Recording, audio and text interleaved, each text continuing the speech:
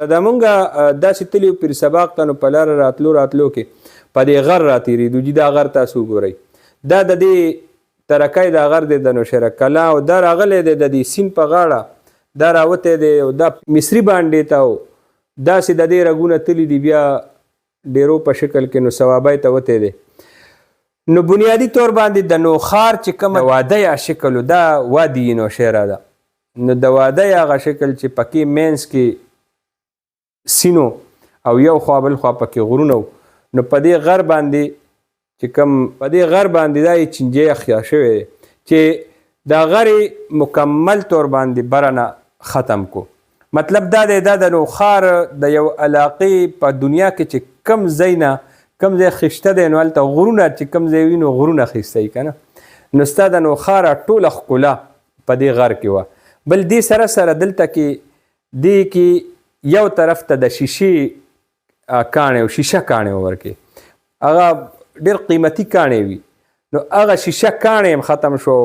ما ته ملګري ووي چې دا شیشه کاڼې هم دا دوی په روډ کې استعمال کړی نو عقل حیران شي که نه زمونږ د مشرانو ته زمونږ د ادارو ته. بل طرف ته هغه غر مکمل طور باندې د صفحه هستي نه هغه ختم شو او اوس پکې مینس کې دغه روان دی مینس کې پکې کار روان دی او دا صرف دلته نه دی دا مختلف زمونږ دا غرونه چې دي نو دا ختمیږي او دا غرونه د دې ځمکې دپاره د میخونو کردار ادا کوي ځکه چې دې ته الله تعالی د ځمکې میخونه ویلي دي. نو دا د ځمکې دا میخونه دا دې ټایم کې دا ویستی شي او اوس پکې ورپسې هغه میخونو پسې روان دي نو ځمکې تل ته ورپسې روان دي او کاڼې راوباسي نو چته یې په روډونو کې او چته په خوړونو کې او چته په د سیند په غاړه باندې ولګېدو او ستا د دې نوخاره ښکلا هغې سره کلواړو شو او د دې نوخار لوی اساسه معدني وسیله چې کومه وه چې کوم ډېر لوی معدنیاتو د شیشې دا کاڼې دا نور سور کاڼی دی چې په عمارتونو کې لګېدلی دی دې طرف نه د ماربلو کاڼې زیږي هغه کاڼې ختم شو او دنه بیا دې خوا د غرونو کې بادر بابا طرف ته د کرشو غټې غټې فکټریانې لګېدلې دي او دا غرونه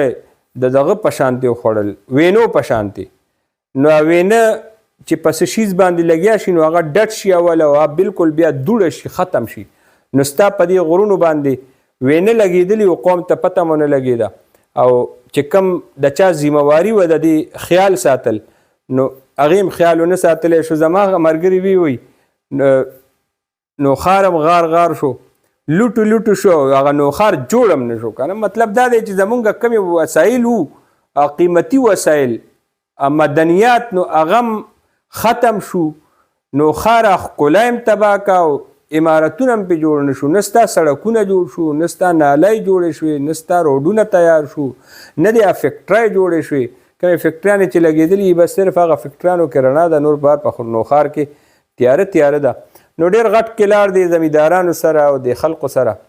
د تیر څه وخت نه روان دی او دا ډېر منظم منصوبې سره شوی دی ځکه چې دې سره د سرکار چترۍ هغه حمایت د چترۍ حمایت هم ورته حاصل